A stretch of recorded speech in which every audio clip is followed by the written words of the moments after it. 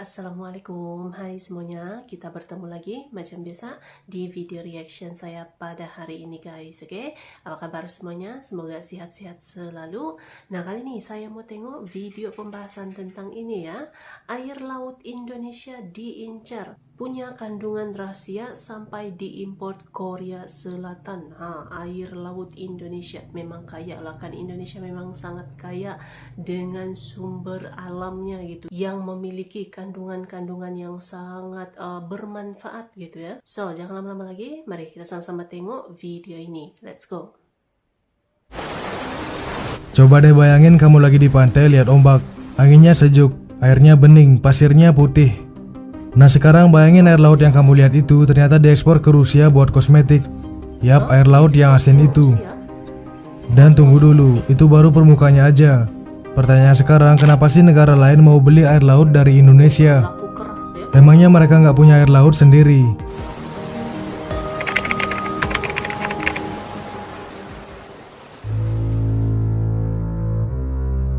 Kita sering banget menyebut Indonesia sebagai negara kepulauan, tapi coba kita korek sedikit lebih dalam. Karena sebenarnya Indonesia bukan cuma negara kepulauan, kita adalah negara lautan yang kebetulan punya daratan. Faktanya luas perairan Indonesia mencapai 5,9 juta kilometer persegi. Kalau kamu bandingin dengan luas daratannya, perairan kita jauh lebih luas. Total perairan itu mencakup 75% dari total wilayah Indonesia. Jadi dari Sabang sampai Merauke, dari Miangas sampai Rote, yang kamu lihat sebagai negara besar itu, sebagian besar adalah air. Ini bukan sekedar angka di atas kertas, ini realita geografis yang seharusnya jadi fondasi cara kita berpikir. Nah, laut adalah kekuatan utama kita, bukan pelengkap. Dengan lautan seluas itu, Indonesia punya salah satu ekosistem laut terkaya di dunia. Terumbu karang terluas, biodiversitas laut nomor 1, dan potensi sumber daya yang gak main-main. Laut kita bukan cuma jadi jalur pelayaran dunia, tapi juga sumber bahan makanan, bahan industri, bahkan bahan baku ekspor, termasuk air lautnya itu sendiri. Tapi masalahnya, perhatian kita lebih sering tertuju ke daratan. Padahal laut adalah ruang ekonomi, ruang riset, ruang kehidupan yang masih bisa terus dieksplorasi.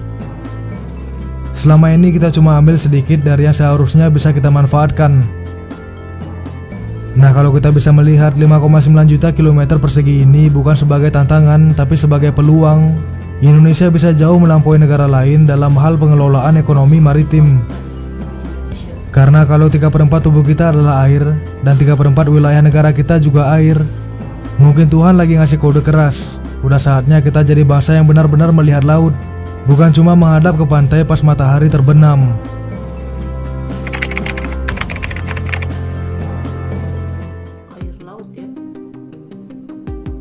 Selain Tuhan anugerahkan Indonesia lautan yang luas, nah ternyata air laut yang selama ini kita anggap biasa aja, yang sering jadi tempat berenang atau main pasir, sekarang diekspor ke luar negeri.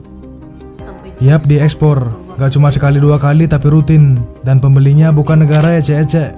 Ada Malaysia, Rusia, Korea Selatan, Vietnam, dan Singapura. Negara-negara ini ternyata secara aktif beli air laut dari Indonesia, bukan cuma karena mereka kekurangan air laut, tapi karena air laut kita punya kandungan yang gak main-main. Kandungan mineralnya kaya, ada magnesium, ada natrium, ada kalsium, dan itu semua penting banget buat berbagai industri. Sebagai contoh dari kosmetik sampai riset ilmiah, gak heran kalau mereka ngincar air laut kita. Nah, Malaysia adalah pembeli terbesar.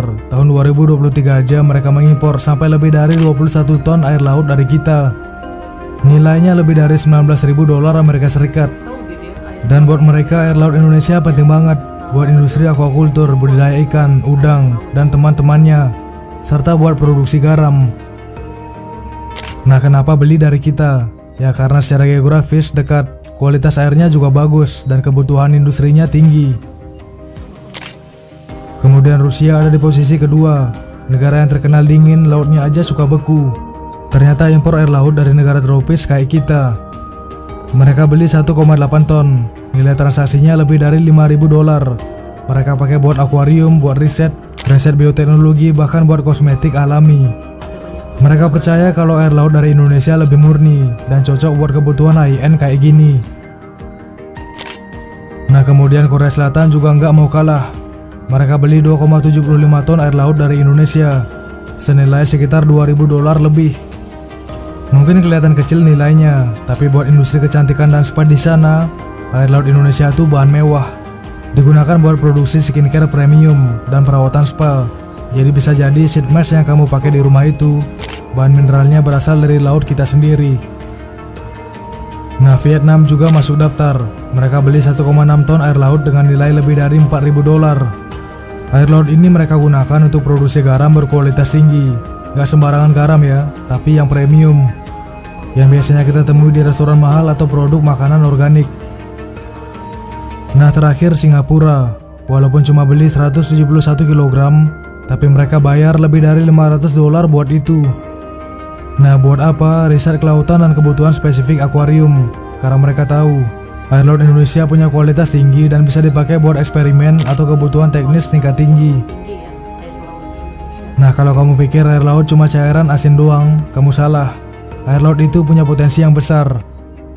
Dalam sektor aquaculture, air laut dipakai buat menciptakan habitat yang mendekati alam aslinya. Buat budidaya biota laut, ini penting banget. Buat industri perikanan kita sendiri juga. Nah di industri spa dan kecantikan, air laut jadi bahan penting buat produk yang membantu regenerasi sel kulit dan menjaga elastisitas.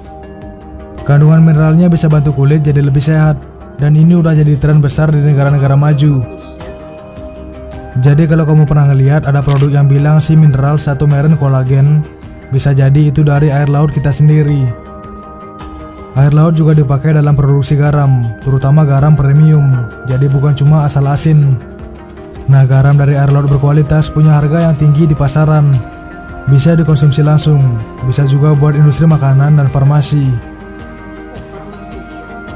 Lalu ada juga penggunaan di bidang riset bioteknologi. Nah disinilah air laut jadi bahan dasar buat riset-riset kelautan dan pengembangan produk-produk berbasis bahan alami.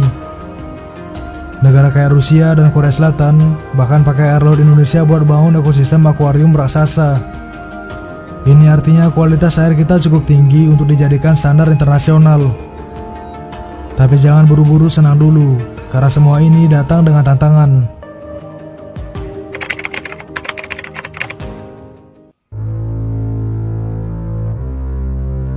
Nah semua hal ini tentu ada tantangan yang cukup berat. Pertama dari sisi logistik, air laut itu berat, dan karena dia asin dia korosif. Artinya butuh kontainer khusus yang tahan karat.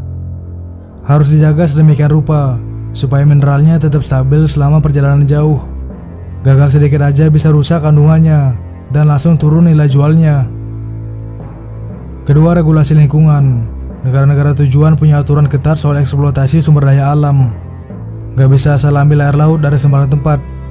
Harus dari sumber yang jelas dengan metode berkelanjutan. Kalau enggak bisa kena blokir ekspor.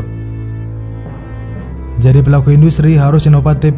Harus cari cara biar air laut tetap stabil, tetap steril, dan tetap sesuai permintaan pasar. Nah salah satu cara yang bisa dikembangkan adalah teknologi mikrofiltrasi buat menyaring kontaminan tanpa merusak mineral, atau sistem pengemasan khusus yang bisa menjaga kualitas air laut sampai berminggu-minggu. Kalau kita ngomongin magnesium, ini juga nggak kalah menarik. Magnesium bisa diekstrak dari air laut lewat proses pengendapan. Cukup tambahkan kapur, nanti keluar endapan magnesium hidroksida yang bisa diolah lagi. Bahkan dari proses evaporasi pun, magnesium tetap bisa diperoleh. Dan ini penting buat dunia industri, buat logam, otomotif, bahkan kesehatan. Tapi di tengah semua potensi ini, ada ironi yang bikin kita garuk kepala.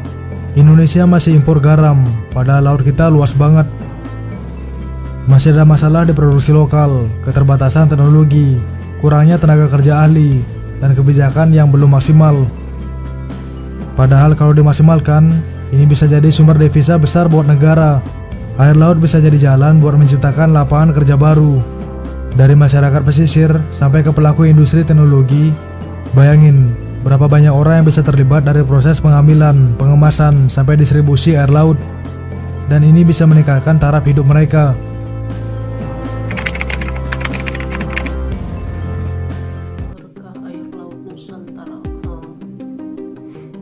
Jadi sekarang WQW mau tanya ke kalian, kita punya laut, kita punya potensi, kita punya pasar. Tapi kenapa komoditas ini kayak nggak pernah dibicarain? Kenapa nggak pernah masuk headline berita? Kenapa air laut lebih sering dianggap cuma tempat nyari sunrise? Wek pengen kalian kasih komentar, tulis pendapat kalian. Apakah kita harus lebih serius memanfaatkan potensi ini? Atau kita cuma akan terus jadi penonton ketika negara lain memanfaatkan sumber daya kita? Nah, like kalau kamu ngerasa informasi ini penting. Share biar makin banyak orang tahu kalau ternyata air laut Indonesia itu bisa jadi skincare. Bahkan bisa jadi garam premium, bisa jadi riset masa depan.